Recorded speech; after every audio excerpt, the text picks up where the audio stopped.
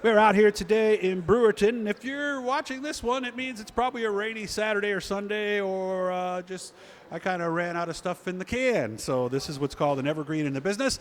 What it's meant to be is something I can air anytime, pretty much. There's no current information. It's more like, who is the person sitting in front of me? And if you were a stock car fan in the outlaw circuit, Brewerton, Fulton, places like that, back in the late 80s, right up till 2000, you knew Mike Watkins. He won the track championship at Brewerton Speedway back in 1992.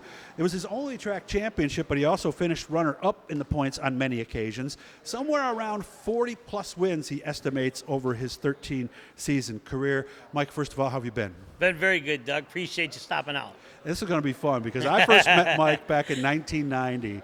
And let's be honest, for the folks around today in 2021, racing could not be more different in 1990, could it? Oh, no.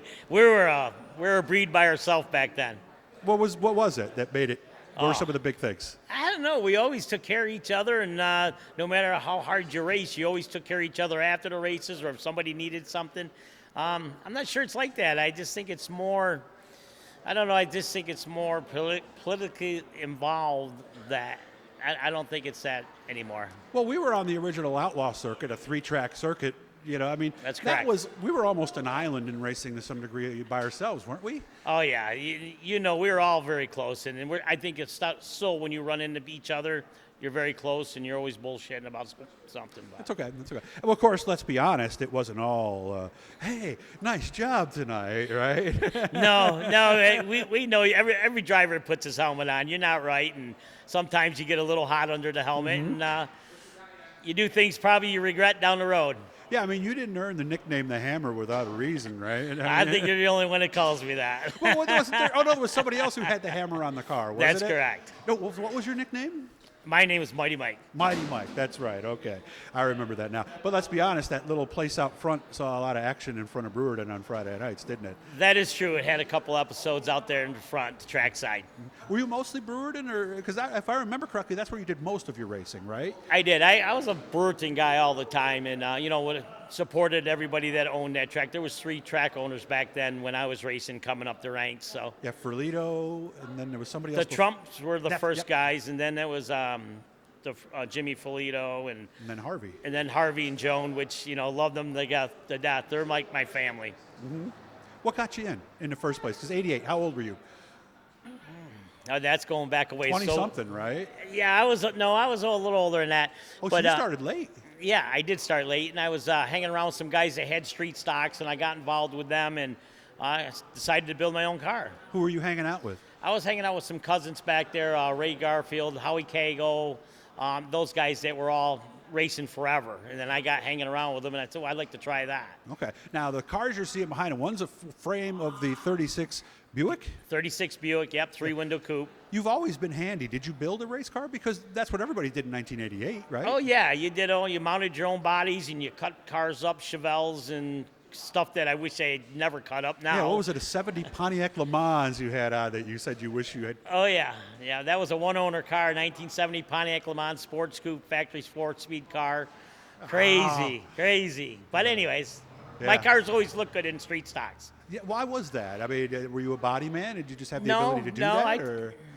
I just like my cars to look nice. Same with the go-kart. When we were go-kart racing, my karts looked very nice. And we won three times best appearing go-karts with my grandson. And we won best appearing street stocks at the big shows at the fairgrounds and stuff. Okay. So after building your car, after hanging around with your street stock buddies, was the first race Brewerton? Yep. Do you remember it? Yep. What happened? I thought I was actually better than I was. Okay. I actually bet people that I would quit drinking beer until I won a feature. I went the whole season without a beer. Seriously? Seriously, yep. Wow. Yep. So you really thought it was going to be a week or two and that would be it, huh? I thought I was better than I was. How's that? Everybody does, and that's what you go in with that attitude, but it didn't happen. So at the end of the year, I definitely had my share. Now, was there a moment then within those first 2 weeks where you went, oh my God, this is not what I thought it was going to be at all? No, I knew it was going to be good, and I knew it was going to be fun, but it was a lot. They were so competitive, and guys that were doing it for many years.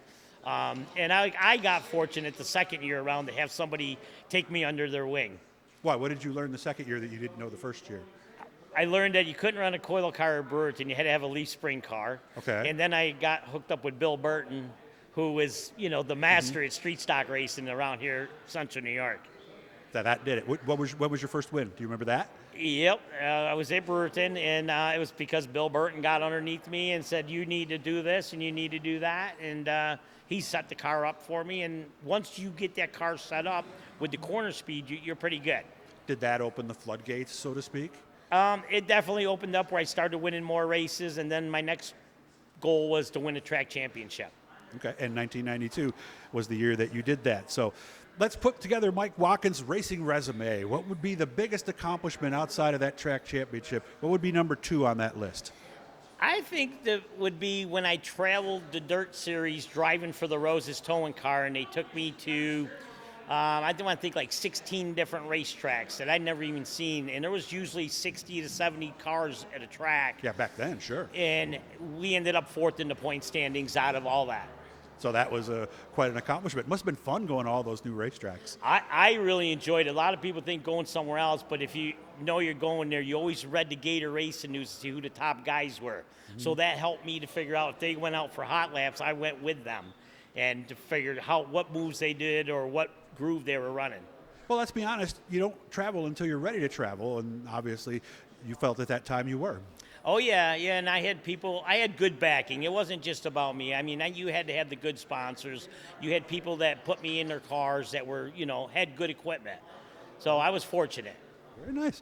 So as we look back,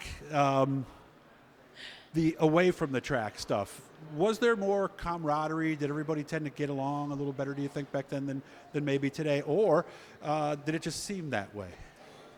No, I think outside the track, everybody was good. I mean, guys like Ricky Breed, he was a great friend, still a good friend. And, he let me drive his car. Joe Jackson let me take his car for a weekend. I drove a ton of cars for people. Even though you were competitive with them, I helped them guys set their cars up. Mm-hmm. What is the biggest thing? Why do we keep doing this? I mean, because it's an incredible amount of work. I mean, back then you could maybe make a little bit of money, but what's the biggest thing? Is it the excitement of the car? Is it the excitement of the event? Is it racing against people you respect? What's the biggest thing that keeps you going? Well, first of all, I don't know what racing you did to make money, but I want to know that. Because we never made money. Well, I heard back then you kind of could, because if you had a junkyard for a sponsor and a parts store, you could sort of, I heard. Well, here was my deal. If I used my bill money to pay my bills, I needed to make that money back. So that was a good night. Okay, I see. So maybe that's what we did. We never had money, so you race and hopefully you made your money back. And it is a lot of work, but you surround yourself with a lot of good people, and it makes it fun. If you do good, all the guys with you are happy. And I always had a theory back then. If we did good, we drank beer. If we did bad, we still drank beer. Oh. That's why I had a lot of friends. Well, that works out then. So at least it wasn't I'm not drinking until my next win. That's correct. We learned early on that was not a... That was a one-shot deal. Well, at least you held up to it, because I know some guys wouldn't have made it the summer without it. So. No, I did. So it's competition and the speed. I mean, that's what gets everybody in, but I think it's everything else that keeps you in, right? That's correct. And I mean, I had a lot of great sponsors, and those sponsors, some are still with me today. But you take care of the sponsors, and that's why they stick with you. You work hard and you play hard. I always wondered why people own cars, but then watching my daughter get better and you watching your son, that is a different feeling of, what's the word I'm looking for, fulfillment maybe? Oh, yeah, watching my grandson, race, and, a lot of people said, oh, he drives like me. I don't know if that was good or bad, but, he gets it done. Nice. He's not scared to bump you a little bit. I hope you guys have a great season. Again, you're seeing this because something happened and we needed it. There it is. The blue E still down there in the corner. Hit that. That'll subscribe you. Every time we're doing something cool, talking to somebody like Mike, sharing some old stories or getting you up to speed on what's going on, you will know about it. Mike, good to see you. I hope you have a great summer, and let's get together, have a PBR some night. Okay, man? All right, Doug. Thank you very much.